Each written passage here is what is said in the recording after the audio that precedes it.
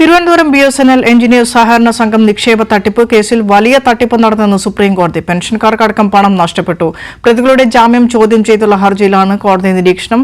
വിശദാംശങ്ങളുമായി PJ അരുൺ ചേരുന്നുണ്ട് ദില്ലിയിൽ നിന്നും. അരുൺ, തിരുവനന്തപുരത്ത് സംഘപരിവാർ അനുകൂല സംഘടനയുടെ കീഴിലാണ് ഈ സഹകരണ സംഘം പ്രവർത്തിച്ചിരുന്നത്. വലിയ തട്ടിപ്പാണ് നടന്നതെന്നാണ് സുപ്രീംകോടതിയുടെ നിരീക്ഷണം.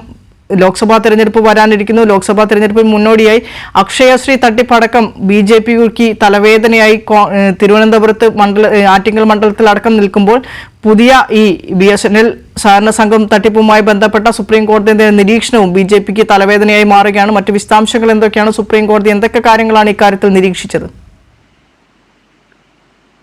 തീർച്ചയായും BSNL എഞ്ചിനീയർസ് സഹകരണ സംഘം നിക്ഷേപ തട്ടിപ്പ് ഇന്ന് ഇതുമായി ബന്ധപ്പെട്ടുള്ള ഹർജി പരിഗണിക്കുമ്പോൾ വലിയ രീതിയിലുള്ള ആശങ്ക തന്നെയാണ് സുപ്രീം കോടതി രേഖപ്പെടുത്തിയത്. നടന്നത് വലിയ തട്ടിപ്പ് തന്നെ എന്നുള്ളതാണ് സുപ്രീം കോടതി ഇക്കാര്യത്തിൽ നിരീക്ഷിച്ചത്. പെൻഷൻകാർക്ക് അടക്കം ജീവിതത്തിന്റെ ആ ഒരു സായാഹ്നം ഇപ്പോൾ ഇതിൽ അനുഭവിക്കുന്ന വലിയൊരു ജനവിഭാഗത്തിന് വലിയ രീതിയിലുള്ള 260 കോടി രൂപയോളം എല്ലാവരിൽ നിന്നുമായി ഇവർ തട്ടിയെടുത്തു. നേരത്തെ വിനീത് പറഞ്ഞതുപോലെ സൂചിപ്പിച്ചതുപോലെ ഈ ഒരു സംഘപരിവാർ ബന്ധമുള്ള ഒരു സഹകരണ സംഘമാണ് ഈ BSNL എഞ്ചിനീയർ സഹകരണ സംഘം എന്ന് പറയുന്നത്. ഈ കേസിന്റെ പ്രതികൾ വലിയ രീതിയിൽ തിരുവനന്തപുരത്ത് നഗരത്തിന്റെ പല ഭാഗത്തും വസ്തുവകകൾ വരെ വാങ്ങിക്കൂട്ടി എന്നുള്ളതാണ്. വീടുകൾ പോലും 20ഓളം വരുമെന്നുള്ള തരത്തിലുള്ള റിപ്പോർട്ടുകളും വന്നിരുന്നു.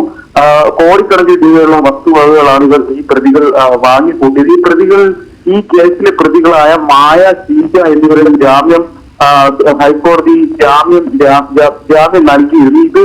ഇത് ചോദ്യം ചെയ്തുകൊണ്ട് ഉമാശങ്കർ നൽകിയ അവിടെ നിക്ഷേപകനായി ഉമാശങ്കർ നൽകിയ ഹർജിയാണെന്ന് പരിഗണിച്ചത്.